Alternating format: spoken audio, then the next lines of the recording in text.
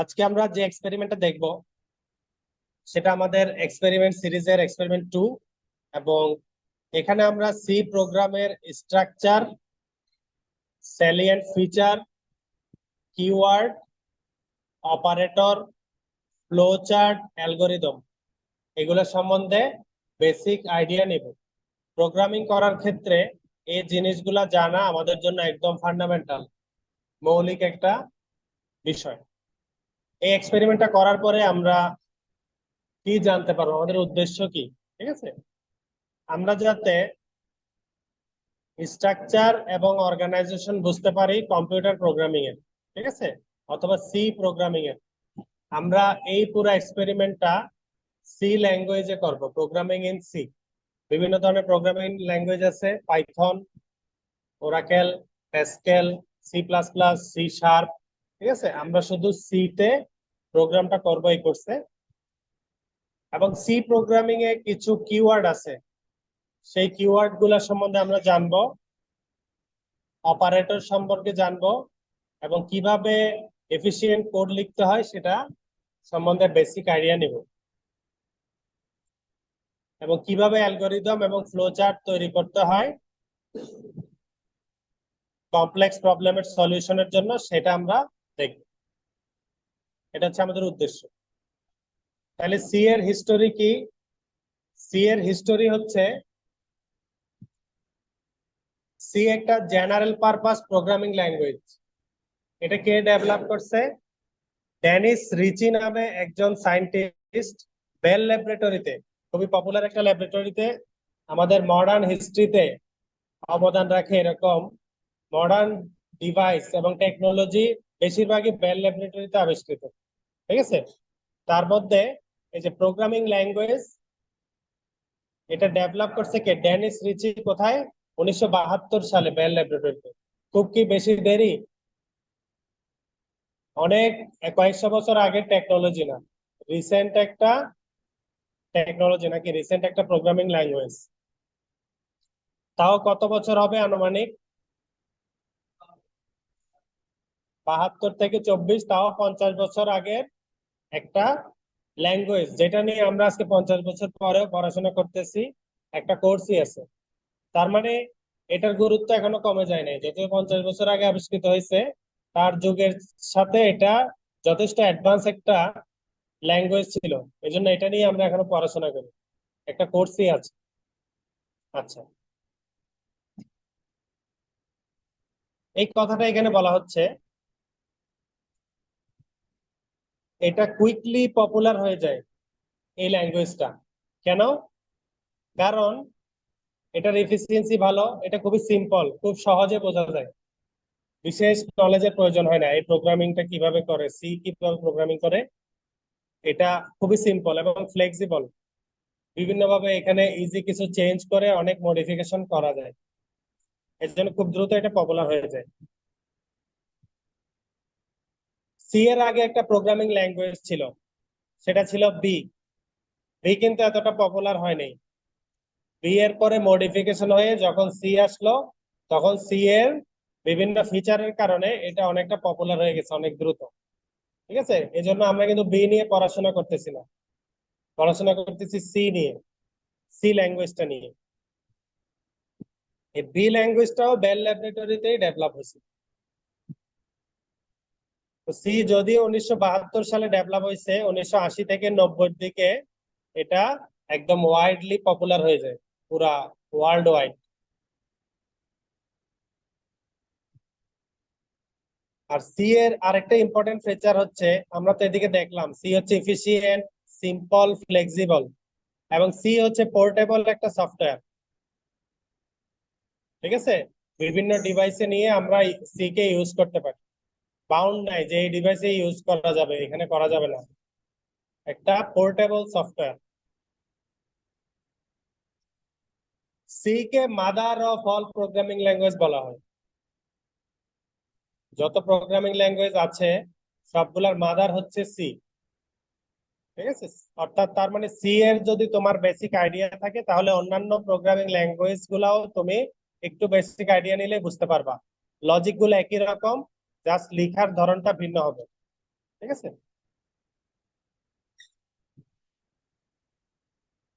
তো কি বলছে, she has since become a foundational language in computer science and is used in a wide range of application. C কোথায় কোথায় ব্যবহার করি আমরা? ইনক্লুডিং অপারেটিং সিস্টেম, এই যে তোমার পিসি চলতেছে, সাপোজ বলতেছো এটা কিসের পিসি, উইন্ডোজ দিয়ে চলতেছে নাকি লিনাক্স দিয়ে চলে, তারপর অ্যাপেলের যে অপারেটিং সিস্টেম আছে সেটা দিয়ে চলে, এগুলাকে কি বলে? Operating system. ঠিক আছে, তো সি এ পপুলার হওয়ার কারণ হচ্ছে এটা অপারেটিং সিস্টেম তৈরি করার ক্ষেত্রেও সি কে ব্যবহার করা যায়। ঠিক আছে, অপারেটিং সিস্টেম মানে তো বুঝতেছো জায়ান্ট একটা সফটওয়্যার যেটা ছাড়া মনে করো কম্পিউটার চলবেই না। এই ধরনের অপারেটিং সিস্টেমও সি দিয়ে তৈরি করা যায়। ডিভাইসের যে ড্রাইভার আছে এগুলা সি দিয়ে তৈরি করা যায়। তুমি মাউস একটা কানেক্ট করে দিলে সিপিইউ তে, এটা কি রান করা শুরু হবে? একটা ড্রাইভার লাগে না? একটা কিওয়ার্ড দিলে ড্রাইভার লাগে না? একটা প্রজেক্টর কানেক্ট করলে সেটা চালানোর জন্য ড্রাইভার লাগে না? যে ড্রাইভার লাগে সেই ড্রাইভার গুলা কি করা হয়? সি এর মাধ্যমেও ডিজাইন করা যায়, কম্পাইলার ডিজাইন করা যায়। কম্পাইলার মানে কি, যেটা আমি যে কোডটা লিখি সেটাকে কম্পিউটারের ভাষায় ট্রান্সলেট করে, সোর্স কোডকে মেশিন ল্যাঙ্গুয়েজে কনভার্ট করে, সেই কম্পাইলার সফটওয়্যারও সি দিয়ে তৈরি করা যায়, এবং আদার্স বিভিন্ন অ্যাপ্লিকেশন সফটওয়্যারও সি দিয়ে তৈরি করা যায়। এবং মডার্ন যে প্রোগ্রামিং ল্যাঙ্গুয়েজ গুলো আছে, C plus plus, Java, Python, ঠিক আছে, এগুলা যে তৈরি করা হয়েছে এগুলা তৈরি করার ক্ষেত্রেও সি এর ইনফ্লুয়েন্সটা দেখা যায়। মানে সবাই তো আগে সি শিখছে নাকি, যে সি প্লাস তৈরি করলো সে তো কোডিংটা সি দিয়ে শিখছে, যে জাভা শিখলো সে তো আগে সি করছে নাকি। এজন্য ওইসব ল্যাঙ্গুয়েজে কোডিং করার ক্ষেত্রেও সি এর একটা প্রভাব দেখা যায়, যে সি এর মতো করে আদলে কিছু কিছু ফাংশন আছে। ওই যেটা প্রথমে বললাম যে এটা ক্রিয়েট হওয়ার 50 বছর পরেও এটা আজকেও ওয়াইডলি ইউজ হয়,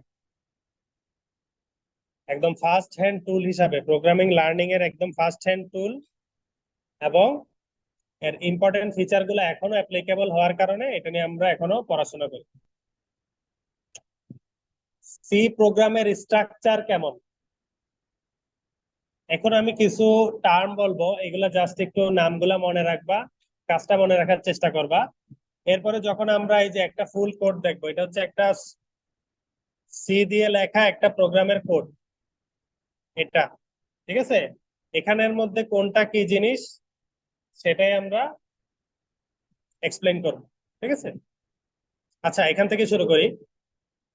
দেখো, প্রোগ্রাম, একটা সি প্রোগ্রাম শুরুর ক্ষেত্রে আমরা এই হ্যাশ চিহ্নটা দিয়ে এখানে লিখলাম ইনক্লুড অ্যাঙ্গেল ব্র্যাকেট stdio.h।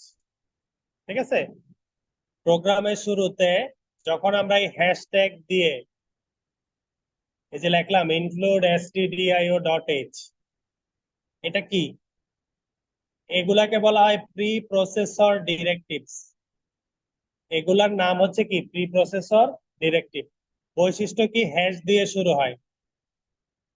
এগুলোর মধ্যে কি থাকে? এগুলোর মধ্যে হেডার ফাইল,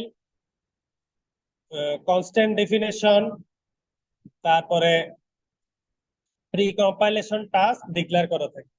তুমি যে একটা প্রোগ্রাম করবা, সাপোজ তুমি একটা ম্যাথমেটিক্যাল প্রোগ্রাম করবা, যে দুইটা সংখ্যা যোগ করবা, দুইটা সংখ্যা তুমি যদি যোগ করতে চাও তাহলে যোগ চিহ্নটা তো অন্তত চিনাইতে হবে প্রোগ্রামকে নাকি, যে একটা অ্যারিথমেটিক টাস্ক হবে।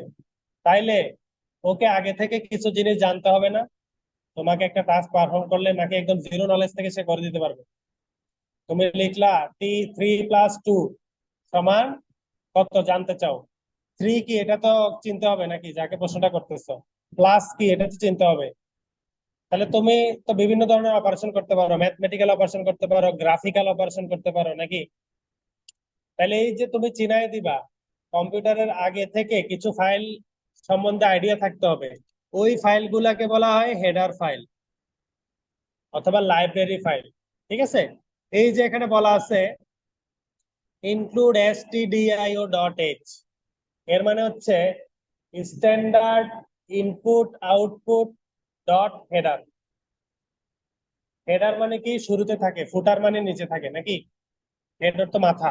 তাইলে যে মাথাতে আছে, তুমি প্রথমে কোড শুরু করার আগেই, ঠিক আছে, জানাই দিলাম যে আমি এমন একটা কোড করব যেখানে স্ট্যান্ডার্ড ইনপুট আউটপুট ফাংশন গুলা নিয়ে আমি কাজ করব। তাইলে এই মেমোরিতে কোথাও এই stdio.h স্ট্যান্ডার্ড ইনপুট আউটপুট সকল ফাংশন সম্বন্ধে বলা আছে, তখন তোমার কোডকে ওই পোর্শনের অ্যাক্সেস দেওয়া হবে। তুমি ডিসপ্লেতে কিছু দেখতে চাও, লিখলা প্রিন্টএফ, সে বুঝবে প্রিন্টএফ মানে যে ডিসপ্লেতে দেখাইতে হয়, ঠিক আছে। তুমি দিলে স্ক্যানএফ, স্ক্যানএফ হচ্ছে ইনপুট ফাংশন, আমি কিবোর্ডে কিছু ইনপুট দিলে সে নিবে, তাহলে স্ক্যানএফটা তাকে বোঝাইতে হবে। স্ক্যানএফটা তুমি যদি লিখো সে বুঝবে না, যদি না এই stdio.h উপরে না দাও। তার মানে stdio.h এর ভিতরে বলা আছে প্রিন্টএফ মানে কি ডিসপ্লেতে দেখাইতে হয়, স্ক্যানএফ মানে কি কিবোর্ড থেকে ইনপুট নিতে হয়, ঠিক আছে। এগুলা কোথায় বলা আছে? লাইব্রেরি ফাংশন বা হেডার ফাইলের ভিতরে। তাহলে হেডার ফাইল ছাড়া প্রোগ্রাম অনেকটা ইম্পসিবল। এই প্রিপ্রসেসর ডিরেক্টিভ দিয়ে আমরা আরেকটা কাজ করি, এটা হচ্ছে কনস্ট্যান্ট ডিফাইন করি। আমরা যেহেতু ম্যাথমেটিক্যাল টাস্ক করব, আমাদের অনেকগুলা কনস্ট্যান্ট আমরা ম্যাথে আছে না, যেমন পাই 3.1416, প্রোগ্রামের বিভিন্ন জায়গায় এটার মান কি পাল্টাবে? এটা তো ফিক্সড। তখন আমরা ওই কনস্ট্যান্ট গুলাকেও এই উপরে ডিক্লেয়ার করতে পারি হ্যাশ দিয়ে, ঠিক আছে। কোড করার সময় আমরা দেখব। আরেকটা হচ্ছে গ্লোবাল ডিক্লারেশন। সি প্রোগ্রামে যখন কোনো কিছুকে দেখবা এরকম ফার্স্ট ব্র্যাকেট আছে কোন একটা টার্মের পরে, তার মানে ওইটা একটা ফাংশন। যেমন মেইন এর পরে এখানে ফার্স্ট ব্র্যাকেট দেখতে পাচ্ছ না, তাহলে মেইন একটা ফাংশন। মাই ফাংশনের পরে একটা ফার্স্ট ব্র্যাকেট দেখতে পাচ্ছ না, তাহলে মাই ফাংশন হচ্ছে একটা ফাংশন। একটা ফাংশনের ভিতরে আমরা কিছু কাজ করতে পারি, সেই কাজগুলা সেই ফাংশনের পরে একটা সেকেন্ড ব্র্যাকেট দিয়ে শুরু হবে আর একটা সেকেন্ড ব্র্যাকেট দিয়ে শেষ হবে, ঠিক আছে। তাহলে একটা ফাংশনের আন্ডারে আমি যদি ভিতরে কোন একটা ভেরিয়েবল ডিক্লেয়ার করি, ঠিক আছে, যে আমি লিখলাম a সমান 3, তাহলে a একটা ভেরিয়েবল। পরের লাইনে লিখলাম a সমান 3 প্লাস 2, তার মানে a সমান এখন কত হয়ে গেছে? 5 হয়ে গেছে না? একটু আগে কিন্তু 3 ছিল। তাহলে তুমি যখন কোনো একটা ফাংশনের ভিতরে এরকম ভেরিয়েবলকে লিখবা, তখন সেটাকে বলা হবে লোকাল ভেরিয়েবল, ঠিক আছে। আর তুমি যখন এই যে সেকেন্ড ব্র্যাকেটের বাহিরে, ফাংশনের বাহিরে কোথাও কোনো ভেরিয়েবলকে ডিক্লেয়ার করবা, সেটাকে বলা হবে গ্লোবাল ভেরিয়েবল। তুমি যখন কোনো একটা ফাংশনের ভিতরে একটা ভেরিয়েবল লিখবা লোকাল ভেরিয়েবল, সেই লোকাল ভেরিয়েবলের ক্ষমতা এই সেকেন্ড ব্র্যাকেট থেকে সেকেন্ড ব্র্যাকেটের ভিতরে সীমাবদ্ধ, এই ফাংশনের ভিতরে। এই ফাংশনের বাহিরে ওই ভেরিয়েবলের কোনো টাস্ক নাই, সে কোনো কাজ করতে পারবে না। অন্য কোনো ফাংশন জানতেই পারবে না যে এই নামে একটা ভেরিয়েবল ছিল। কিন্তু গ্লোবালি কোনো ভেরিয়েবল ডিক্লেয়ার করলে সকল ফাংশনের বাইরে তুমি যে কোনো ফাংশন থেকে কল করলেই বুঝতে পারবা যে ওইটার মান কত, ওইটাকে ইউজ করতে পারবে। বোঝা গেছে? তাহলে গ্লোবাল ভেরিয়েবল হচ্ছে কি, ফাংশনের বাইরে থাকবে এবং সবার জন্য অ্যাক্সেসিবল। আর লোকাল ভেরিয়েবল কি, ফাংশনের ভিতরে থাকবে, শুধুমাত্র ওই ফাংশনের মধ্যেই সীমাবদ্ধ। মেইন ফাংশন, কিছু কিছু জিনিস আছে এগুলা ছাড়া তোমার প্রোগ্রামটা কমপ্লিট হবে না। এর মধ্যে একটা হচ্ছে মেইন ফাংশন, যেটা না থাকলে প্রোগ্রাম হবেই না। মেইন ফাংশন কি, তুমি একটা প্রোগ্রামে মাস্ট যে টার্মটা থাকতে হবে, একটা তো হলো প্রি প্রসেসর ডিরেক্টিভ, তুমি কি করবা সেটা বলা, এটা না থাকলে তো হবে না, সে বুঝবেই না কি কাজ করতেছো। আরেকটা হচ্ছে মেইন ফাংশন, এই মেইন ফাংশনটা মাস্ট থাকতে হবে। একটা প্রোগ্রাম যখন তোমার মেশিন এক্সিকিউট করবে, সে রান করা শুরু করবে মেইন ফাংশনের ফার্স্ট ব্র্যাকেট থেকে এবং শেষ করবে মেইন ফাংশনের সেকেন্ড ব্র্যাকেটে, ঠিক আছে। হ্যাশ দিয়ে যে ফাইলগুলো আছে হেডার ফাইল, ওগুলাকে সে দেখবে। আর মেইন ফাংশনে ফার্স্ট সেকেন্ড ব্র্যাকেট থেকে সেকেন্ড ব্র্যাকেট পর্যন্ত ও রান করবে, এর বাইরে ও আর কিছু করবে না। এর বাইরে তুমি যাই লিখো এগুলা সে দেখবে না, ঠিক আছে। তাহলে এর বাহিরেও কিন্তু আমরা অনেক কিছু লিখি, এই যে লিখছি ভয়েড মাই ফাংশন। এর বাহিরে যখন আমরা কোন একটা ফাংশন লিখি, এই যে মেইন এর পরে ফার্স্ট ব্র্যাকেট ও একটা ফাংশন, মাই এর পরে ফার্স্ট ব্র্যাকেট ও একটা ফাংশন। তাইলে একটা মেইন ফাংশন ছাড়া বাকি যত ফাংশন আছে মেইন ফাংশনের বাইরে লিখবো, ওগুলাকে বলা হয় সাব ফাংশন। সাব ফাংশনকে প্রোগ্রাম রিড করতে পারে না যদি না তাকে কল করো। যেমন এখানে যে মাই ফাংশন অপশনটা ছিল, সেই মাই ফাংশনকে মেইন ফাংশনের ভিতরে আমরা কল করছি নাকি? যদি কল করি এরকম, তাহলে ওর এক্সিকিউশন হবে, নাইলে সাব ফাংশনের কোনো কার্যকারিতা এখানে থাকবে না। প্রোগ্রাম জানবেই না এখানে যে কোনো সাব ফাংশন আছে, ঠিক আছে? কোনো পারফর্মই করবে না এটা। আর কি কি থাকে একটা প্রোগ্রামে? ফাংশন ডেফিনেশন তো বললাম, স্টেটমেন্ট এন্ড এক্সপ্রেশন। এই যে আমরা এখানে বিভিন্ন টার্ম লিখছি, তাই না? ইন্ট, লোকাল, var সমান 20, তাই না? এটা হচ্ছে একটা স্টেটমেন্ট বা এক্সপ্রেশন। সি প্রোগ্রামিং এ তুমি প্রতিটা যে লাইন লিখো, ঠিক আছে, এগুলা হচ্ছে এক একটা স্টেটমেন্ট বা এক্সপ্রেশন। এগুলা লেখার কিছু নিয়ম আছে। যেমন তুমি এখানে ইন্ট লিখছো, কেন লিখছো? এটার পিছনে একটা কারণ আছে। ইন্টের পরে একটা স্পেস দিছো, এটা হচ্ছে নিয়ম। ভেরিয়েবলের একটা নাম দিছো, লোকাল var, তারপরে সমান দিছো 20 দিছো, একটা নিয়মে লিখছো না? লাস্টে আবার সেমিকোলন দিছো, অন্য কিছু তো দিতে পারতা।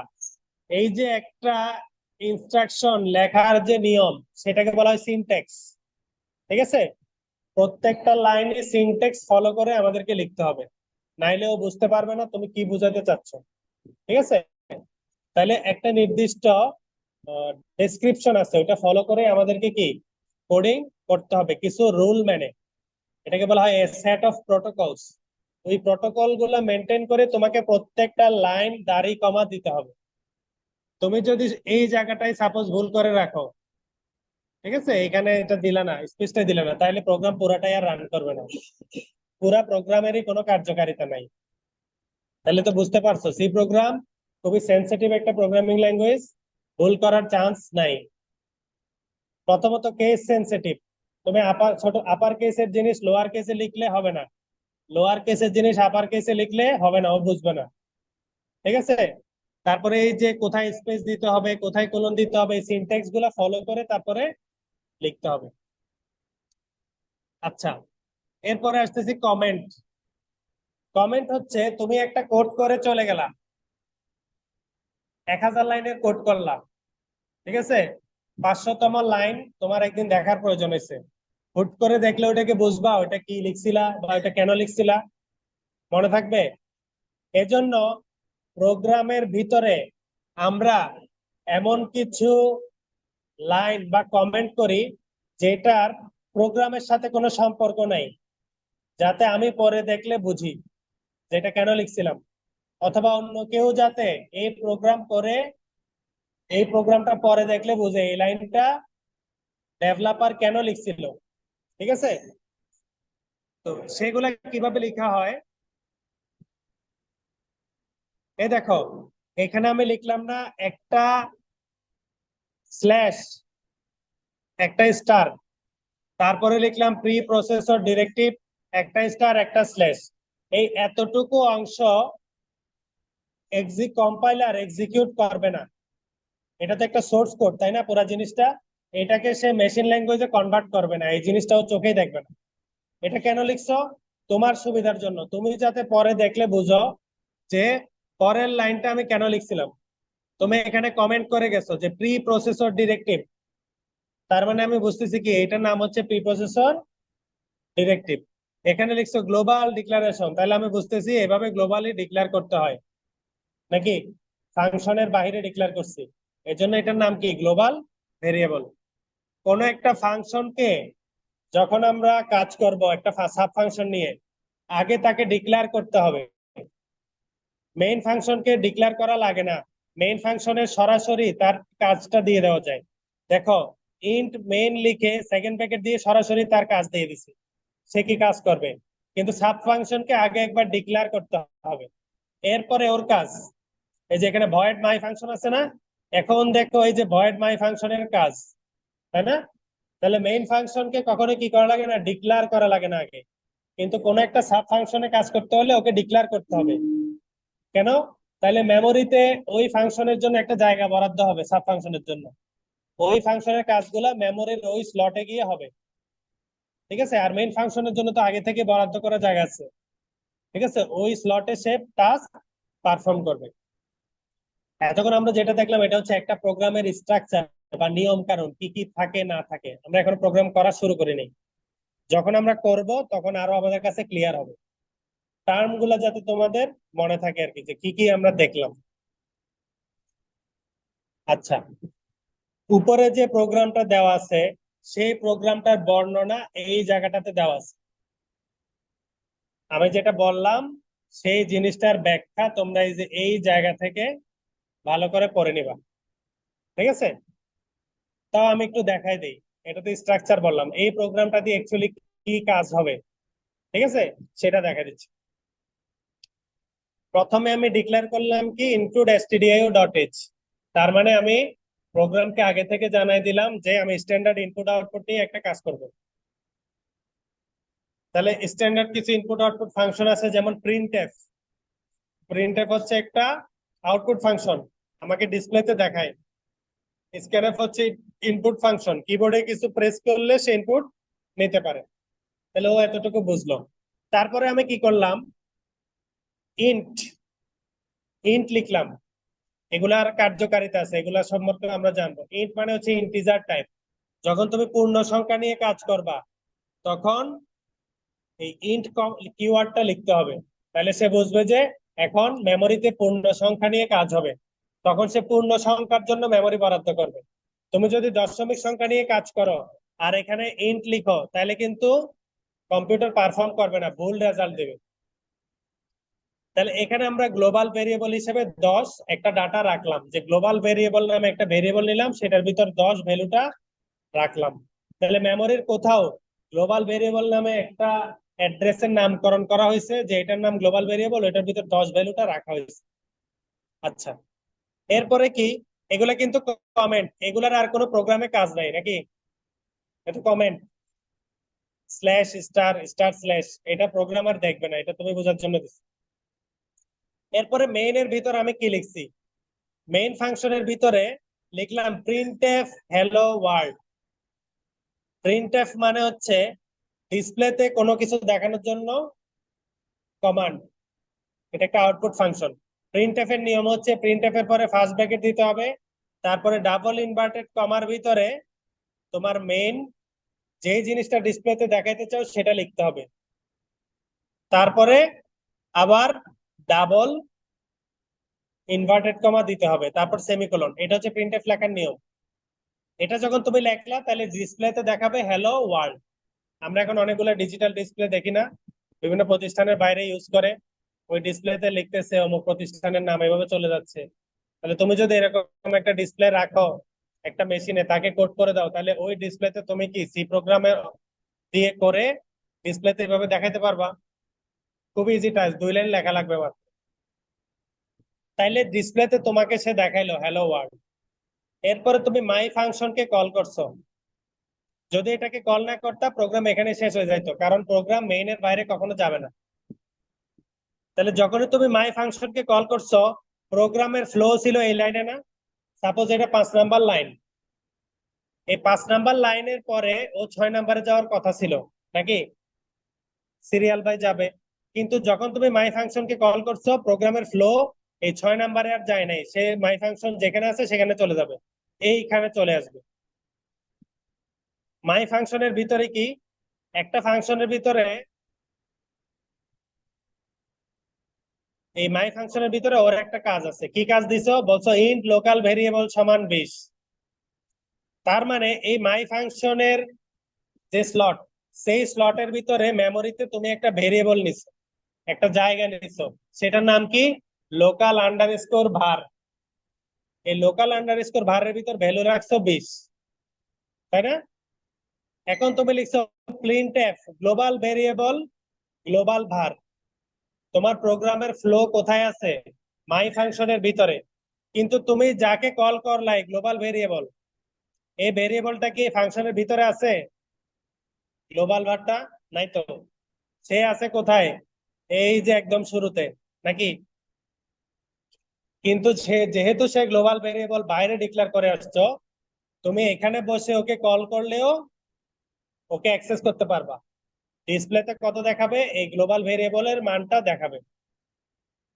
এরপরে লোকাল যে ভেরিয়েবল আছে সেটা তো এখানে ডিক্লেয়ার করছো, নাকি? এই লোকাল ভেরিয়েবলটার ভ্যালু এখানে প্রিন্ট হবে। তাহলে ডিসপ্লেতে প্রথমে লেখা আসলো হ্যালো ওয়ার্ল্ড, তারপরে লেখা আসবে কত? 10 গ্লোবাল ভেরিয়েবলের মান, তারপরে লোকাল ভেরিয়েবলের মান এই যে 20, এটা আসবে। প্রোগ্রাম লিখছো অনেক কিছু, ডিসপ্লেতে দেখাবে কি? 3টা লাইন, হ্যালো ওয়ার্ল্ড 10 20, নাকি? আচ্ছা, এরপরে প্রোগ্রামটা এই লাইনে চলে আসলো না, সেকেন্ড ব্র্যাকেট। তাইলে এই সাব ফাংশনের কাজ শেষ। এখানের পরে এটা আবার ব্যাক করবে এই যে মাই ফাংশনের লাইনে, তারপরে রিটার্ন জিরো। রিটার্ন জিরো দিয়ে বোঝাচ্ছে প্রোগ্রাম এখানেই সমাপ্ত। Program close, second bracket close, program done. ঠিক আছে? নেক্সট ক্লাসে এই কোডটাকে আমরা কোড ব্লক দিয়ে রান করেও দেখবো যে আসলে যেটা বললাম এর পরের এক্সপেরিমেন্টে এটা আসলে হয় কিনা, বা এখানে কোনো ভুল আছে কিনা। এখন আমরা কোড করার ক্ষেত্রে কিছু জিনিস দেখছি, নাকি? যেমন একটা জিনিস দেখলাম, ইন্ট, তাই না? তুমি যখন পূর্ণ সংখ্যা নিয়ে কাজ করবা তখন তোমাকে ইন্ট লিখতে হবে। ইন্ট মানে ইন্টিজার, ঠিক আছে? যখন দশমিক সংখ্যা নিয়ে কাজ করবা তখন লিখতে হবে ফ্লোট, ঠিক আছে? সাপোজ ফ্লোট নিয়ে দশমিকের পরে 2 ঘর বা 3 ঘর পর্যন্ত কাজ করা যায়, বা 4 ঘর পর্যন্ত যায়, একটা লিমিট আছে। এখন তুমি দশমিকের পরে 16 ঘর নিয়ে কাজ করবা, অনেক ছোট সংখ্যা, ঠিক আছে? তখন কি করবা? তখন এই ডাবল ভেরিয়েবল নিয়ে কাজ করতে হবে, এই ডাবল কিওয়ার্ড নিয়ে কাজ করতে হবে।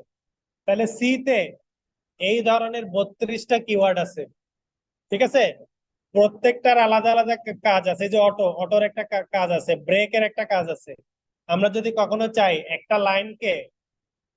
একটা লাইনের কাজ ওখানেই শেষ করে দিব, ব্রেক করে দিব। কোন একটা লুপ চলতেছিল যে 1 নাম্বারে পরে 2 নাম্বারে যায়, 3 নাম্বারে যায়, 4 নাম্বারে যায়, আমি যদি ওখানে ব্রেক দিয়ে দেই এই সিকোয়েন্স আর থাকবে না, ওই লুপ থেকে বের হয়ে যাবে প্রোগ্রাম। তখন এই ব্রেক কিওয়ার্ডটা ইউজ করতে হবে। তুমি যদি ক্যারেক্টার নিয়ে কাজ করো ABCD, তখন এই যে CHAR, 4, এই কিওয়ার্ডটা ইউজ করতে হবে। তুমি যদি কনস্ট্যান্ট নিয়ে কাজ করো, কনস্ট নিয়ে কাজ করতে হবে। তুমি যদি ফ্লো কন্টিনিউ রাখতে চাও, সিকোয়েন্সিয়ালি যাবে, তখন এই কন্টিনিউ ইউজ করতে হবে। তুমি যদি কন্ডিশন দাও যে এটা হইলে ওইটা করো, ওইটা হইলে এটা করো, ইফ এই কন্ডিশন স্যাটিসফাই করে তাহলে ওই টাস্কটা করো, এই ধরনের কিছু কাজ লাগবে না। যদি 3 2 5 হয়, ঠিক আছে, তাহলে ডিসপ্লেতে দেখাও, নাইলে আবার ক্যালকুলেশন করো। তাইলে কি যদি তাহলে এসব আসে না? প্রোগ্রামিং এর ক্ষেত্রেও এই যে যদি হয়, হয় এটা, না হয় ওটা, এগুলা করার জন্য এই যে if operator, if keyword. If মানে কি? যদি বা হয় এটা, আর এলস মানে কি? না হয় ওইটা। এই এলস কিওয়ার্ড, এরকম 32টা কিওয়ার্ড আছে সিতে, ঠিক আছে? একটা সি প্রোগ্রামে আমাদের ইন টোটাল এই 32টা কিওয়ার্ডের ভিতরেই মোটামুটি সকল কাজগুলো আমরা কমপ্লিট করতে পারি। সি তে আরো বেশ কিছু ধরনের অপারেটর আছে। যেমন তুমি যদি যোগ বিয়োগ গুণ ভাগ করো, এরিথমেটিক অপারেটর। কোনো একটা ভ্যালুর ভিতরে কোনো একটা ডাটা রাখবা, যেমন লিখছিলাম লোকাল var সমান 20, একটা সমান দিছিলাম না, ওটাকে বলে অ্যাসাইনমেন্ট অপারেটর। এর মানে কি হয়েছে? লোকাল ভেরিয়েবল নামের একটা ভেরিয়েবলের ভিতরে একটা সংখ্যা ঢুকছে, এটা অ্যাসাইনমেন্ট না? 10টা ওই নামের আন্ডারে অ্যাসাইন করছো, এজন্য একটা ইকুয়াল মানে হচ্ছে অ্যাসাইনমেন্ট অপারেটর। এখন কখনো কখনো তোমার কম্পেয়ার করা লাগতে পারে না, যে এর ভিতরে রাখছো 10, বি এর ভিতরে রাখছো 10, দুইটাই কি সমান, এরকম কম্পেয়ার করা লাগতে পারে না? এ সমান সমান কি বি? কম্পেয়ার যদি করা লাগে তখন হচ্ছে ডাবল ইকুয়াল দিতে হয়। এগুলাকে বলা হয় যে ইকুয়ালিটি টেস্টিং অপারেটর। দেখতে পাচ্ছ এই যে ডাবল ইকুয়াল, তাহলে একটা ইকুয়াল মানে কি অ্যাসাইনমেন্ট, ডাটা রাখার জন্য ইউজ করি, এতর ভিতর এত রাখবো। আর ডাবল ইকুয়াল মানে কি? ডাবল ইকুয়াল মানে হচ্ছে টেস্ট করব যে দুইটার ভিতরেই যে ভ্যালু আছে তারা কি সমান, টেস্ট করব। আর তারা কি সমান না, এই যে নট ইকুয়াল অপারেটর। এরকম সিতে অনেকগুলো অপারেটর আছে, অগমেন্টেড অ্যাসাইনমেন্ট, বিটওয়াইজ লজিক, এই যে এন্ড অর নট, এই যে এন্ড অপারেটর, অর অপারেটর, এটা হচ্ছে নট অপারেটর, এটা exclusive or operator. Logical operator পড়ছো না, এন্ড এর কাজ কি গুণ করে, অর যোগ করে নাকি। বিটওয়াইজ শিফট, কোনো কিছুকে বাম দিকে সরাইতে এই যে লেফট শিফট, ডান দিকে সরাইতে right shift. Boolean logic, boolean operator, and or not. Conditional equation, এটা আমরা কোড করার সময় ক্লিয়ার হব। কোন ফাংশনকে কল করার সময়, এটা আমরা ইউজ করছি দেখছো মেইন ফাংশনের ভিতরে, যখন আমরা মাই ফাংশনকে কল করছি তারপরে দুইটা এরকম ইয়া দিছিলাম না, ফার্স্ট ব্র্যাকেট, মনে আছে? এই যে এখানে দেখো, যখন মেইন ফাংশনের ভিতরে আমরা এই যে ওকে কল করছি, ওকে ফার্স্ট ব্র্যাকেট দিয়ে কল করছি না, তাহলে এই ফার্স্ট ব্র্যাকেট দুইটা যে ইউজ করা হয় তাকে বলা হয় কলিং ফাংশন।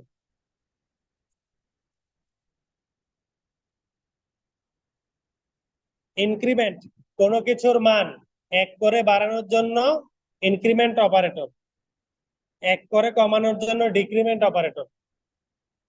ঠিক আছে, এগুলা কোড করার সময় আমরা আরো ক্লিয়ার হবে যে ডাবল প্লাস আগে দিলে কি হয়, পরে দিলে কি হয়, ডাবল মাইনাস আগে দিলে কি হয়, নামগুলা জেনে রাখো।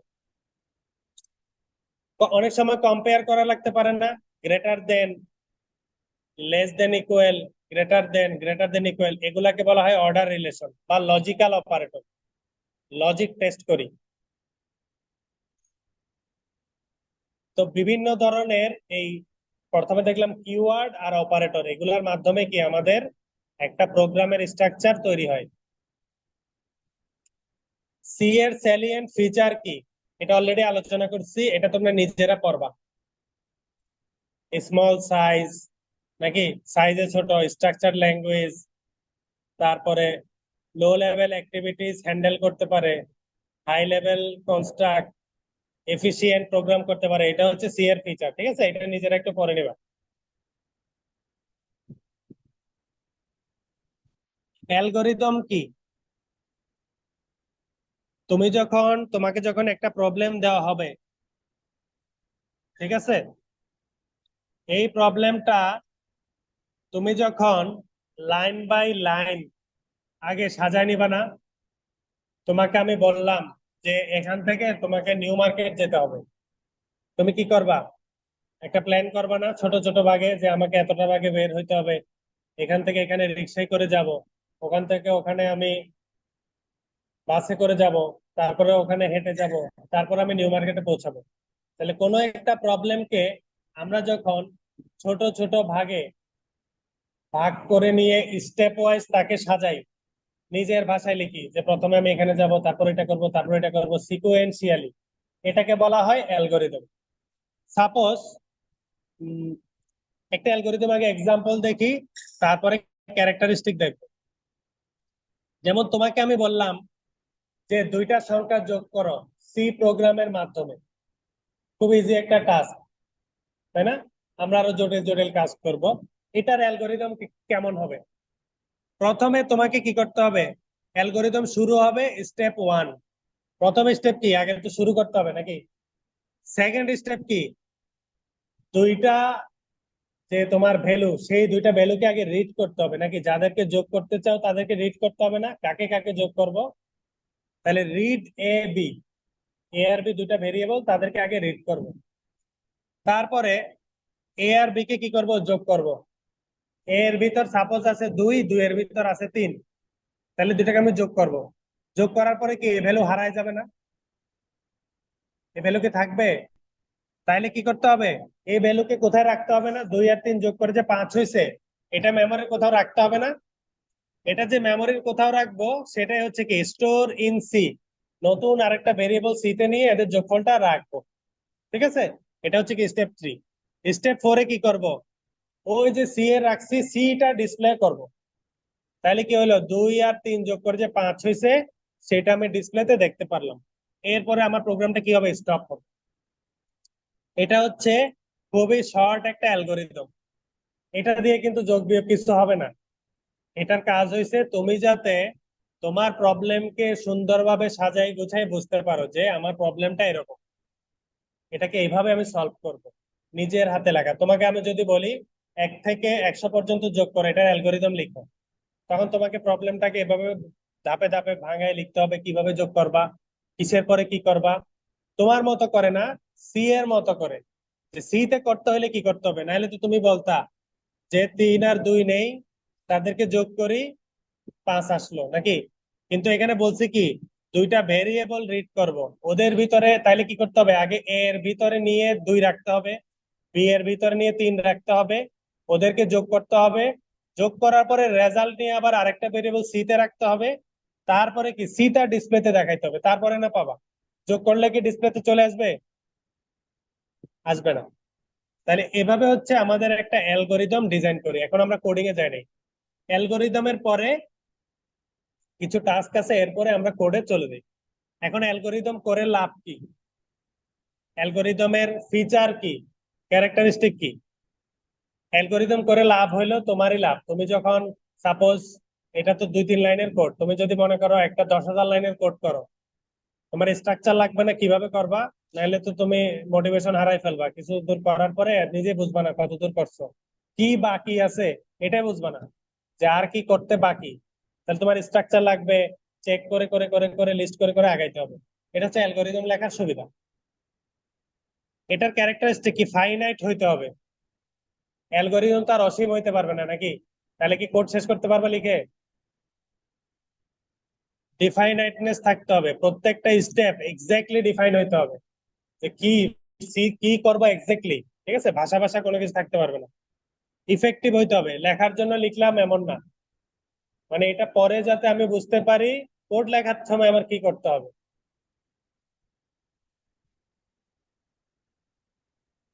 অ্যালগোরিদমে অবশ্যই একটা ইনপুট থাকবে এবং একটা ফাইনাল একটা আউটপুট থাকতে হবে, যে রেজাল্ট কি হবে, এই কোডটা করার পর আমি রেজাল্ট কি পাবো, সেটাই হচ্ছে কি আমার আউটপুট। ঠিক আছে, তাহলে এতটুকুই হচ্ছে আমাদের আজকের টোটাল আলোচনা। নেক্সট ক্লাসে আমরা সরাসরি কোড করা শুরু করব। ঠিক আছে, সেখান থেকে আমরা আরো ক্লিয়ার হব কিভাবে একটা কোড অ্যাকচুয়ালি আমরা লিখব।